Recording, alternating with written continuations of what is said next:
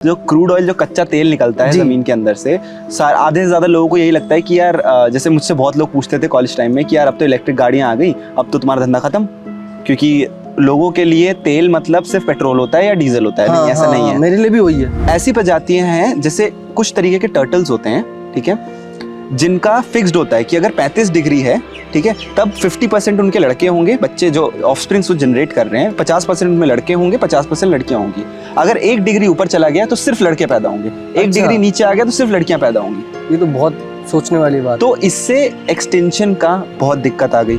तो हमने बेसिकली एक ऐसी मशीन बनाई है जो इस कार्बन डाइऑक्साइड को, कोई भी जो धुआं निकलता हुआ आप देखते हैं चिमनी से किसी भी इंडस्ट्री की, वहाँ ये डिवाइस इंस्टॉल होता है एंड वहाँ से ये जो कार्बन डाइऑक्साइड प्रोडक्शन है उस धुएं में, उसको कैप्चर करता है, उसको मतलब अपने पास पकड़ता है। बेसिकली मेरी लैंग्वेज में कहूँ तो आप धुएं को फिल्टर करके उसका उस फिल्टर से बचा हुआ जो मटेरियल है उससे आप प्रोडक्ट बनाते हैं। बिल्कुल सही बात है। आने वाली जनरेशन फ्रीली गाड़ी चला सके, फ्रीली इनोवेट कर सके, इंडस्ट्रीज आराम से चल सके बिना कार्बन एमिशन या बिना प्रदूषण का सोचे हुए। IIT बॉम्बे में भी आप चले जाएं, बट आप अगर अच्छे इंजीनियर नहीं बन पाए हैं तो आप कुछ नहीं कर पाएंगे। इसके अलावा आप किसी भी B grade C grade colleges में चले जाएं और आप बहुत अच्छे इंजीनियर हैं तो गूगल में आप आराम से जा सकते हैं, क्योंकि गूगल ने तो वैसे ही बोल रखा है कि अब हम कॉलेजेस में नहीं जाएंगे, बच्चे आप किसी भी कॉलेज के हैं आप सीधा हमारे पास अप्लाई कर सकते हैं। वेलकम बैक गाइस, आज हम एक नई वीडियो के साथ आपके सामने प्रस्तुत हैं और इस चैनल का नाम है फॉर चेंज और हमारे ये कार्यक्रम का नाम है टॉक फॉर चेंज। तो आज के कार्यक्रम में हमारे साथ एक गेस्ट है जिनसे हम बहुत सारी चीज़ें सीखेंगे, जिनसे हम काफ़ी वार्तालाप करेंगे उनके काम के सिलसिले में, और हम उनसे क्या सीख सकते हैं उससे रिलेटेड हम कुछ बातें करेंगे। जिनका नाम है गौरव द्विवेदी, जिनका एक स्टार्टअप है यू ग्रीन टेक्नोलॉजी। तो दोस्तों शुरू करते हैं, उन्हीं की मुँह से जानते हैं। मुझे इनके बारे में ज़्यादा कुछ नहीं मालूम, एक फ्रेंड के थ्रू मुझे इनके बारे में पता चला और मैं उस फ्रेंड का भी बहुत शुक्रिया गुजार करता हूं और इस कार्यक्रम को हम आरंभ करते हैं। सबसे पहले आप अपने बारे में थोड़ी 2-4 बातें बताइए और आपकी एजुकेशन क्या रहा है और आप क्या क्या आपने अब तक देखा है, क्या क्या हम आपसे और कुछ जान सकते हैं। बस थोड़ा से संक्षेप में आप कुछ बता सकते हो। ये तो बहुत बड़ी बात पूछ ली आपने, क्या क्या अभी तक देखा है, वो तो उसके लिए तो फिर पूरा दिन लग जाएगा पॉडकास्ट में। बट मेरा नाम जैसे कि अभी बताया आपने गौरव द्विवेदी है। मैं फरीदाबाद हरियाणा से बिलोंग करता हूँ एंड मैं पिछले 7-7.5 साल से एंटरप्रेन्योरशिप और बिजनेस बिल्डिंग में हूँ। So this is my second venture, ये मेरा दूसरा बिजनेस है। सो मेरी स्कूलिंग हुई थी DAV पब्लिक स्कूल से, घर के पास ही सेक्टर 14 फरीदाबाद से ही मैंने अपनी स्कूलिंग करी। 11th-12th में मैंने साइंस ली थी, PCM physics chemistry and maths. जी सर। उसके बाद मैंने इंजीनियरिंग ऑप्ट करी university of petroleum and energy studies में, UPES देहरादून जो यूनिवर्सिटी है, पेट्रोलियम यूनिवर्सिटी। तो वहाँ से मैंने डिग्री करी है BTech इन पेट्रोलियम इंजीनियरिंग।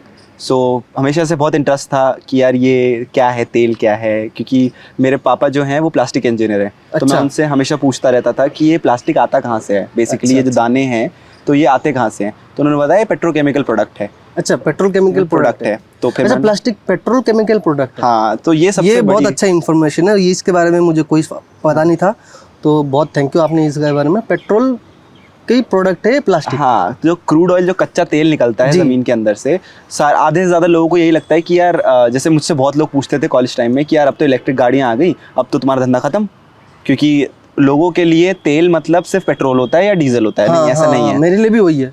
आप जो टूथब्रश भी यूज़ करते हैं ना, वो भी क्रूड ऑयल से ही बनता है। आप जो भी चीज़ें अपने आसपास यूज़ करते हैं ना, सब कुछ, क्योंकि क्रूड जो होता है वो बेसिकली हाइड्रोजन और कार्बन की एक चेन होती है, जिसके अंदर डिफरेंट टाइप के C1 C2 मतलब 1 कार्बन 2 कार्बन 3 कार्बन ऐसे करके बहुत सारे कार्बन मॉलिक्यूल्स होते हैं एंड इससे क्रूड ऑयल बनता है। उसकी जब रिफाइनिंग हुई जाती है तो उससे बहुत भिन्न प्रकार के प्रोडक्ट्स बनाए जाते हैं, जिनमें से एक प्रोडक्ट है डीजल, एक प्रोडक्ट है पेट्रोल, एक प्रोडक्ट है आपका प्लास्टिक, और भी बहुत तरीके के प्रोडक्ट्स आपके बनाए जाते हैं। अच्छा, इंजन ऑयल वगैरह भी आपका हाइड्रोकार्बन ही है। तो दुनिया पूरी हाइड्रो और कार्बन से बनी है, हाइड्रोजन एंड कार्बन से। सो आप कुछ भी बना सकते हैं क्रूड ऑयल से। अच्छा, क्विक क्वेश्चन, जैसे एक 10वीं-12वीं के स्टूडेंट्स जब पढ़ाई कर लेते हैं, उसके बाद उसको सपना ये रहता है किसी अच्छे कॉलेज में जाए, फिर अच्छे कॉलेज से किसी अच्छे सक्सेस पे successful, उतरे कि अच्छा सा नौकरी मिल जाए, गूगल में नौकरी मिल जाए, फेसबुक पे नौकरी मिल जाए, टेस्ला में मिल जाए, माइक्रोसॉफ्ट में मिल जाए, इंडिया में बहुत सारे कंपनीज है वहाँ मिल जाए। तो आपका कोई चिंता नहीं था कि बचपन में कि मैं बड़ा होकर नौकरी करूंगा या फिर कुछ ऐसा करूंगा? क्या आपको हमेशा इससे दिमाग में था कि मेरे को बिजनेसमैन बनना है, मेरे को बिजनेस करना है? 6th क्लास की बात है मेरे, तो मेरा हमेशा से ना डेस्टिनेशन फिक्स रहती थी। गर्मियों की छुट्टियों में मुझे सिर्फ एक जगह जाना होता था, पापा की कंपनी में, मतलब पापा जहाँ जॉब करते थे वहाँ जाना अच्छा, होता वहाँ था जाना मुझे। होता था। मेरा कि मुझे नहीं कहीं घूमना है ना कहीं जाना है, मुझे देखना है काम कैसे होता है पापा की कंपनी में। अच्छा। तो पापा उस टाइम पे गुजरात साइड थे, तो गर्मियों की छुट्टियों में मैं वहाँ गया तो मुझे बहुत मज़ा आता था। मैं सुबह 9 बजे उनके साथ चला जाता था और उन्हीं के साथ वापस आता था। तो उस टाइम से ही ना एक बहुत क्यूरियोसिटी थी, बहुत एक ना मैंने एक चीज़ देखी थी वहाँ पे इंजेक्शन मोल्डिंग नाम की एक मशीन होती है, जैसे हाँ, जबकि जिससे caps वगैरह होती हैं। सारे हाँ, प्लास्टिक के प्रोडक्ट्स प्लास्टिक वैसे ही बनता है।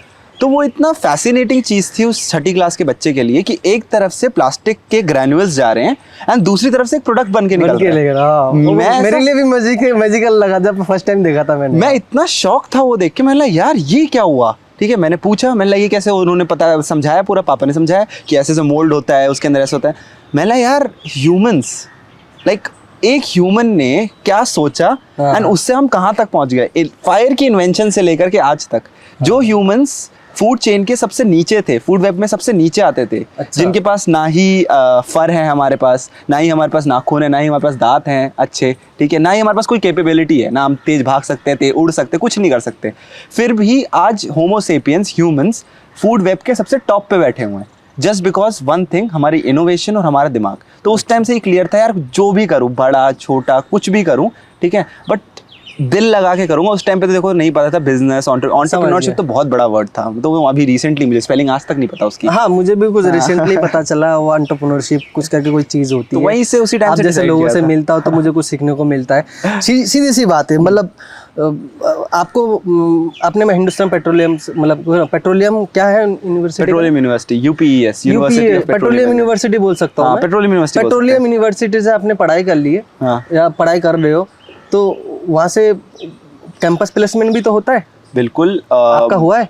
5 कंपनीज में मैं प्लेस था, 3 आईटी की कंपनीज थी, मतलब 5 कंपनी में? हाँ, तो क्या बात है। बाय 6 महीने में हमारा जो प्लेसमेंट सेशन था वो स्टार्ट हुआ था अराउंड अगस्त जी। अगस्त में स्टार्ट हुआ और जनवरी तक, ठीक है, I was having 5 offers, 5 offers थे मेरे पास, जिनमें से एक जो ऑफर था that was of good company, I will not take the name because मैंने ज्वाइन नहीं करी वो कंपनी। ठीक है, सो हाँ, प्लेसमेंट्स तो अच्छी हुई थी काफ़ी, लाइक और एक काफ़ी डिसेंट पैकेज अबव 30 लाख। वो बढ़िया था तो। हाँ, काफ़ी अच्छा था। अब मैं आता हूँ आपकी वेंचर्स पर। ये जो इनिशिएटिव्स है, आपके इनिशिएटिव्स के बारे में कुछ बताओ पहले 2-3 लाइन में, और उससे क्या इम्पैक्ट आप एक्सपेक्ट करते हो और हम क्या एक्सपेक्ट करते हैं, इसके बारे में कुछ बताओ। तो जो अभी हमारे अर्थ की सिचुएशन है, जो हमारी स्थिति है अर्थ की, कहीं बहुत गर्मी पड़ रही है। आपने अभी देखा होगा कि यूरोप साइड जहाँ पे पूरे टाइम ठंडा रहता था, जहाँ सूरज निकलना बहुत मुश्किल था, वहाँ पे 26 डिग्री 30 डिग्री टेम्परेचर जा रहा है, रोडें फट रही हैं वहाँ पे, ठीक है। इंडिया में 55 डिग्री 56 डिग्री, दिल्ली साइड जैसी जगह पे 49 डिग्री का टेम्परेचर जा रहा है। तो इसका जो मुख्य कारण है वो है कार्बन डाइऑक्साइड नाम का एक मॉलिक्यूल। जी।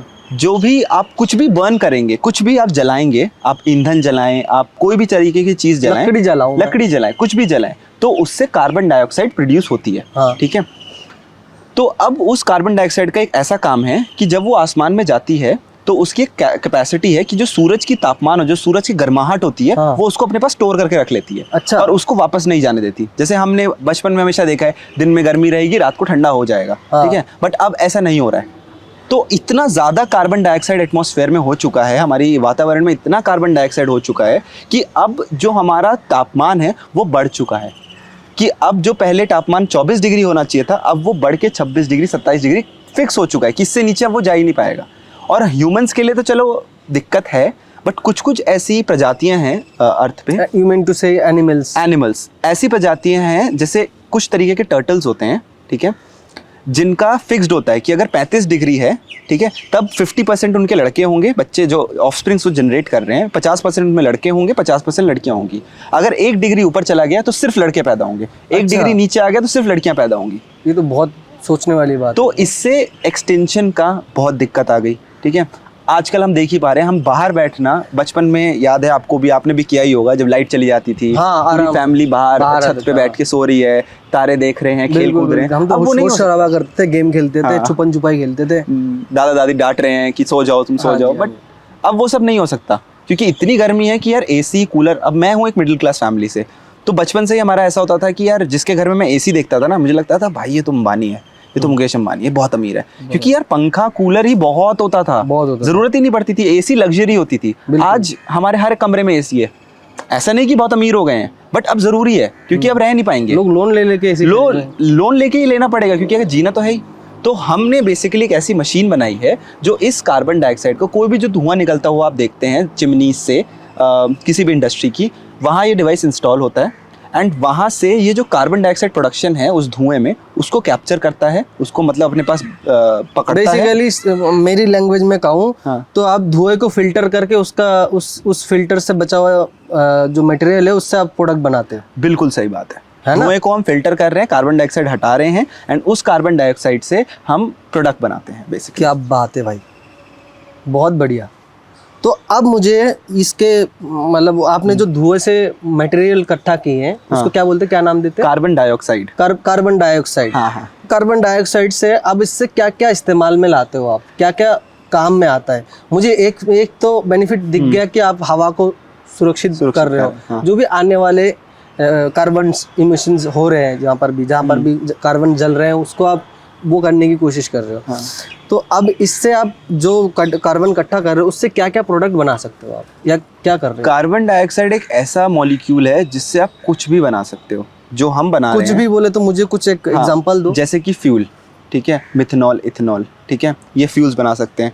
इसके अलावा आप इससे ग्लूकोज तक बना सकते हैं, जो आप खाना खाते हैं बेसिकली जब वो बॉडी में जाता है। फ्यूल और ग्लूकोज मैं रिलेट नहीं कर पा रहा हूँ, क्योंकि यही देखो मैं आम आदमी हूँ, मुझे समझ में नहीं आता आपकी ये टेक्नोलॉजिकल चीज़ें, तो मुझे कुछ ऐसे में समझाओ कि जैसे जो मैं रिलेट कर सकूं।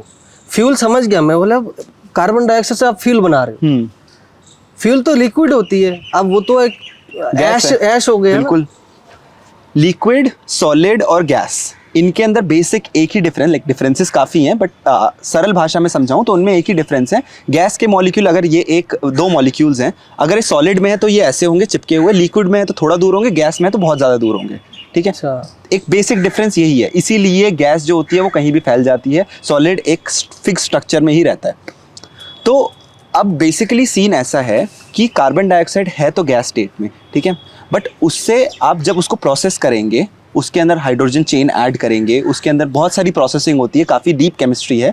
वो करने के बाद उसके जो दूर दूर मॉलिक्यूल्स थे, अब उनके अंदर बॉन्ड एनर्जी, लाइक उनके अंदर ताकत आ गई है ताकि वो पास रह सके, क्योंकि उनकी चेन बन चुकी है। अच्छा। अब वो पास रहेंगे, इसीलिए वो लिक्विड में कन्वर्ट हो जाते हैं, जिसको लिक्विफिकेशन बोलते हैं। आप गैस की भी लिक्विफिकेशन कर सकते हैं बाय प्रेशर एंड टेम्परेचर। अच्छा, तो आप इसको वो करके अब ये सब प्रोडक्ट्स आप बना रहे हो। हाँ, और फिर यही प्रोडक्ट से आप अपना रेवेन्यू वगैरह जनरेट कर रहे हो। रेवेन्यू वगैरह इसी से जनरेट करते हैं हम लोग।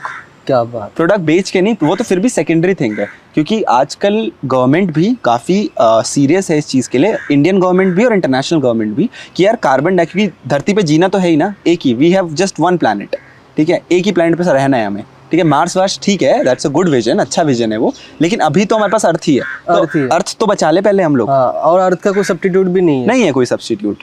तो हम वही काम कर रहे हैं, हम बेसिकली अर्थ बचा रहे हैं, ताकि जो हमारी आने वाली जनरेशन्स हैं, हम उनको एक ऐसी जगह दे के जाएं जहाँ वो जी सकें, जहाँ वो सांस ले सकें। ऐसा ना हो कि आगे चल के उन्हें ऑक्सीजन का भी पैसा देना पड़े।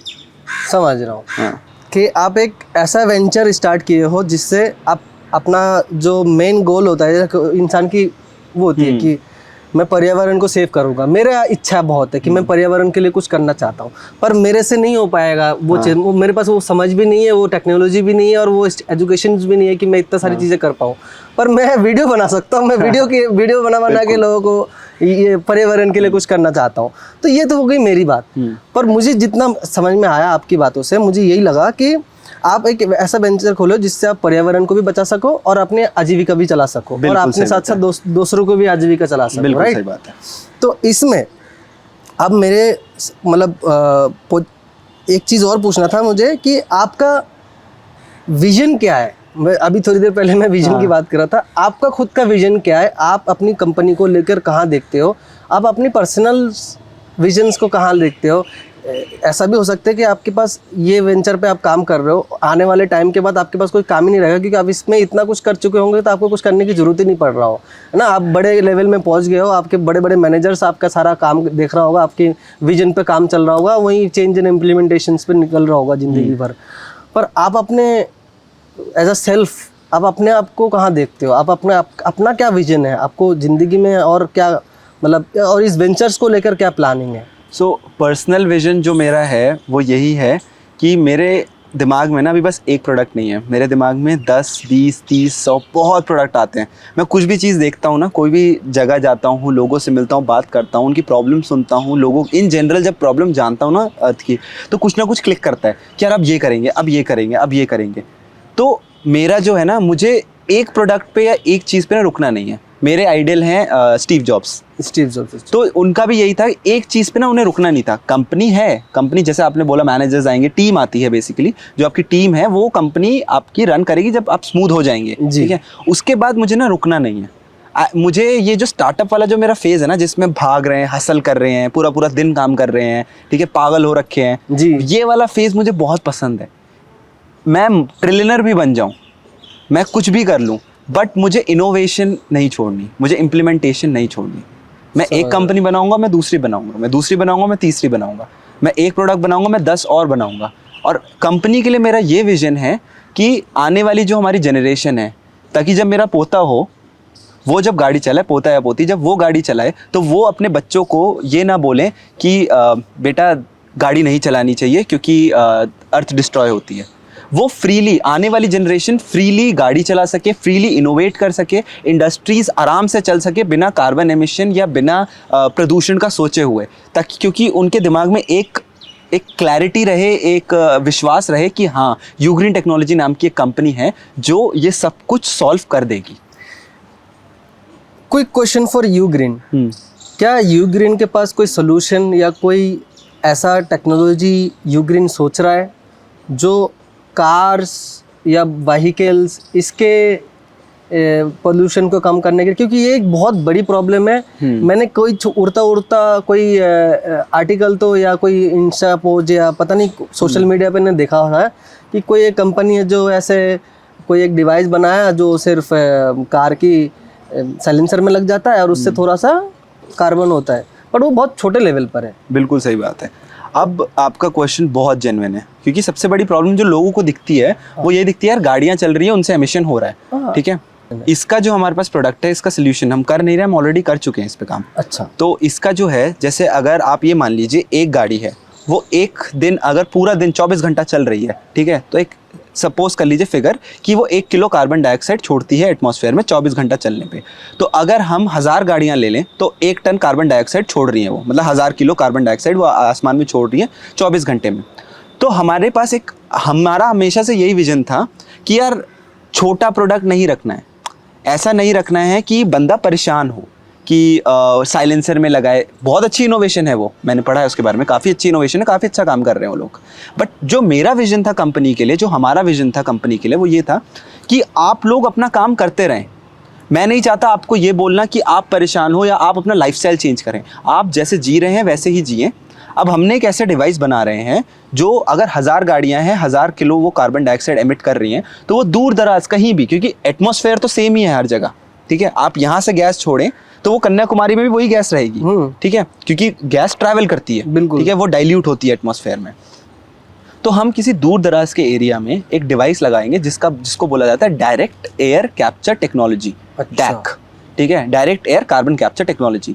वो जो आसमान है वो धुएं के साथ वर्क नहीं करती, जो आसमान की एयर है, जो एटमॉस्फेरिक एयर है हमारे आसपास की, उसको अंदर सक करती है, उसके अंदर से कार्बन डाइऑक्साइड हटाती है एंड फिर प्योर एयर बाहर छोड़ देती है। अच्छा, तो हमारी जो मशीन है वो 5 टन पर डे कैप्चर कर सकती है कार्बन डाइऑक्साइड। अच्छा, तो मतलब आप ये मान लीजिए 5000 गाड़ियों का, अगर यही फिगर हम ले कि 1 किलो अगर वो कार्बन डाइऑक्साइड एमिट कर रहे हैं, तो 5000 गाड़ियों का जो कार्बन एमिटेड है वो एक बारी में, एक दिन में वो क्लियर कर देगी। और ये कैसे हम डिफाइन कर पाएंगे कि एक गाड़ी पूरे 24 घंटे में 1 किलो कार्बन निकलता है? बिल्कुल सही।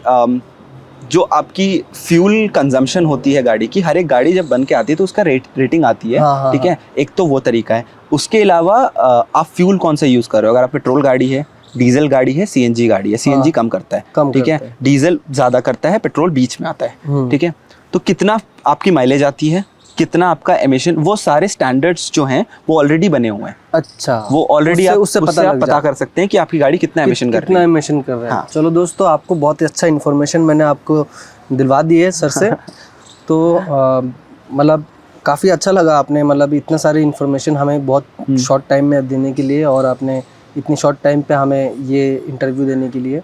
और मुझे एक चीज़ और जानना था, क्योंकि मेरा जो वीडियोज़ है ये मेरी तरह लोगों के लिए है। हाँ, जो बिल्कुल अगर हमारे वीडियो देखे तो वो समझ सके कि बिल्कुल हम कर क्या रहे हैं, हमारी क्या इनिशिएटिव्स है, हम इस वीडियो से क्या सीख सकते हैं।